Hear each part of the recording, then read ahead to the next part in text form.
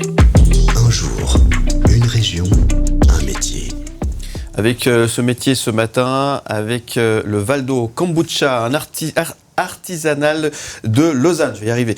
Naturopathe passionné par l'alimentation vivante, notre invité a fondé en 2018 la marque lausannoise le Valdo, spécialisé dans le kombucha, brassé artisanalement à Lausanne.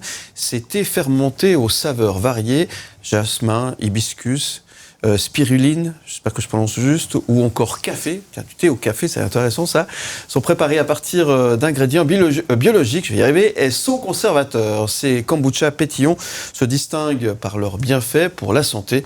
Et notre invité, c'est Adil Brunet, qui est fondateur de ce Valdo. C'est ça ? Exactement. Valdo, ça veut dire quoi ? La vallée de l'eau. Ah, tout simplement. Simplement, c'est l'élément principal du kombucha. Ok, très bien. Valdo, très bien.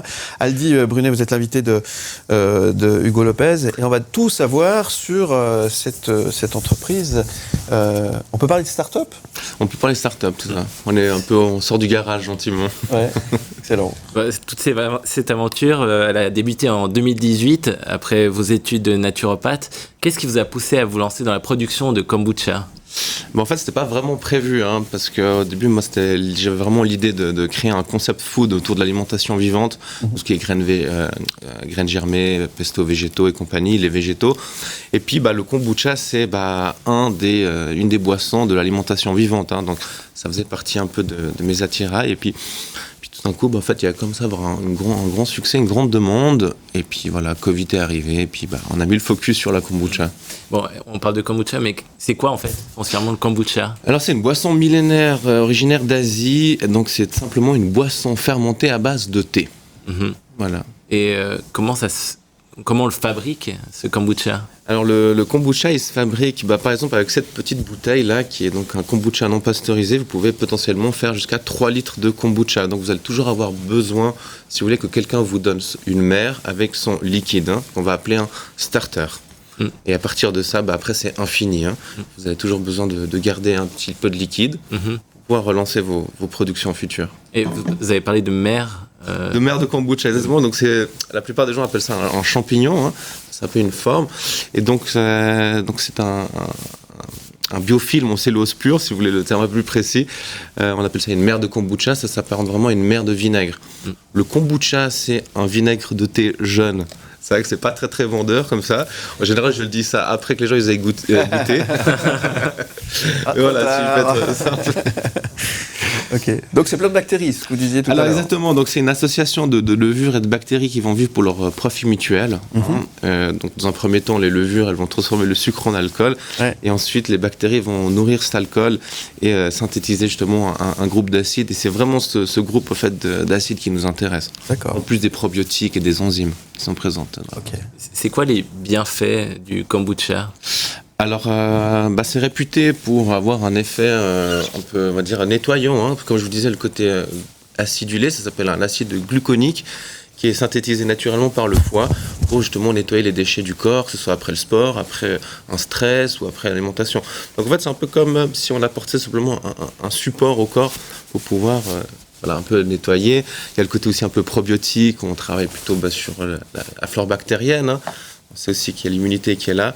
Et puis les enzymes, c'est clair que les enzymes, elles vont favoriser la bonne gestion. Moi, je me fais pas de fondue ou de raclette sans ma kombucha, quoi. Vous avez différents goûts de kombucha. Comment vous sélectionnez ces goûts ? On a parlé de spiruline. Oui. Là, on a sur le plateau gingembre et jasmin. Exactement. Comment vous choisissez ces ingrédients ? Un peu à l'intuition. Et puis, au fait, c'est vrai aussi que j'ai eu la chance de pouvoir, pendant que je faisais mon petit côté alimentation vivante, je faisais goûter un peu mes essais de kombucha. Puis dès que je voyais un peu des étincelles dans les yeux des gens, je gardais la recette, quoi. Assez intuitif, quoi. Comme ça. Et vous faites avec du café aussi ? Exactement. Donc, du thé au café. Alors, voilà. Donc, merci d'avoir posé ces questions, parce que si vous voulez, le kombucha, lui, il a besoin de sels minéraux. Ouais. Donc, potentiellement, on peut faire du kombucha qu'avec du gazon. Mais après, c'est clair que la théine, elle va accélérer le processus de fermentation. Donc, tout le groupe théine, guaranine caféine, c'est ça qu'on va utiliser. Donc on peut aussi faire du café fermenté, santé. Et c'est hyper intéressant. D'accord. Alors santé.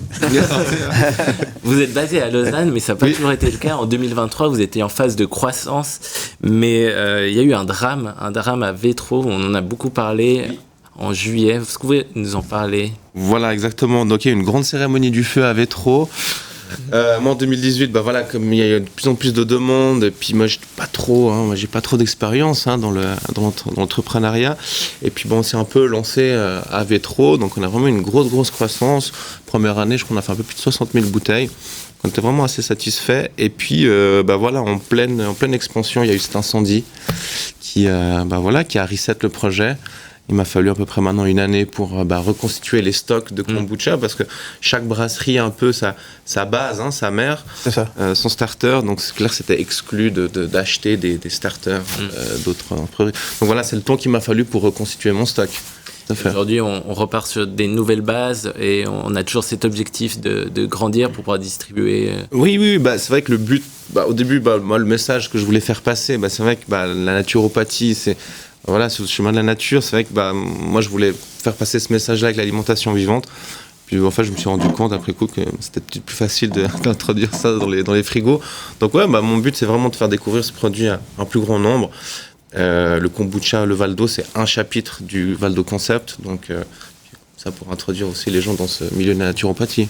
Et ça peut se mélanger, je vous le disiez tout à l'heure, ça m'a intéressé, ça m'a en tout cas interpellé avec l'alcool, ça marche très bien. Exactement. C'est meilleur que le Red Bull, quoi, quand même. Alors, non, c'est différent. Moi, c'est différent, mais par exemple, là, le gingembre, il va à merveille avec du gin, concombre, citron, menthe. Et puis l'avantage justement, c'est qu'il y a j'ai un voisin cubain qui me disait que lui il buvait une cuillère à café de vinaigre le matin pour enlever l'alcool justement.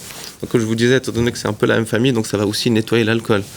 Donc moi c'est clair que si j'ai un peu trop bu, je sais que je bois ça le matin, c'est reparti. C'est un bon truc, ça. C'est une bonne idée. Où est-ce qu'on peut retrouver... mais le vinaigre, c'est du vin à la base, non ? Alors il y a le vinaigre de vin et le vinaigre de pomme. Justement, ça dépend en fait des origines.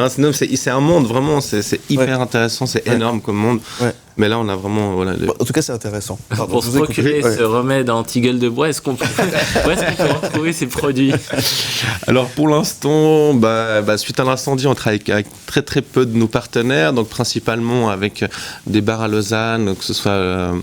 le minimum ou encore gentiment les terrasses elles se ferment, mais on travaille aussi avec la chaîne de magasins Kiss the Ground. On peut trouver un peu sur la plupart des grandes villes de la Suisse romande. Et puis la fête de la Châtaigne, vous avez dit. Fête de la Châtaigne, exactement. Je fais les marchés de Lausanne aussi tous les samedis. Excellent. Donc là c'est pour la vente directe. On a aussi la boutique physique à la Pontes 24 et vous pouvez également commander sur notre site internet. Si d'un coup le produit vous plaît puis que vous voulez être sûr de toujours avoir du kombucha, on fait un abonnement, comme ça vous n'avez plus besoin de vous soucier. Livré une fois par mois, et comme ça vous êtes votre dose de vitalité. ValdoKombucha.com, c'est ça. Merci, exactement. Vous avez aussi une page Instagram, le-Valdo. Oui. La magie commence. C'est ça, exactement, recommence. Tout à fait. Voilà, c'est vraiment l'idée de... comme je vous disais, de proposer ce qui est vraiment important, ce que je voulais vraiment dire, c'est que si les gens ils veulent vraiment consommer le kombucha pour, on va dire, les bienfaits qui sont vantés, ce qui est vraiment important, c'est que la kombucha elle soit non pasteurisée et non filtrée, qui est vraiment le moins de procédés industriels. Donc là, on a vraiment une gazification naturelle qui se fait en bouteille. Donc voilà, donc moi j'essaie vraiment, comme m'a appris mon prof, de faire le produit la meilleure qualité possible. Voilà, donc après, si vous êtes juste pour faire une photo Instagram, vous pouvez prendre un kombucha pasteurisé, il n'y a pas de problème. Merci Adil, et bravo. Et puis, on espère que tout va pouvoir bien repartir après cet incendie. Et merci d'être venu nous présenter votre kombucha et Valdo. Avec ou sans thé ? Avec thé, cette fois. Thé, alors. Aime le média où tu veux, quand tu veux.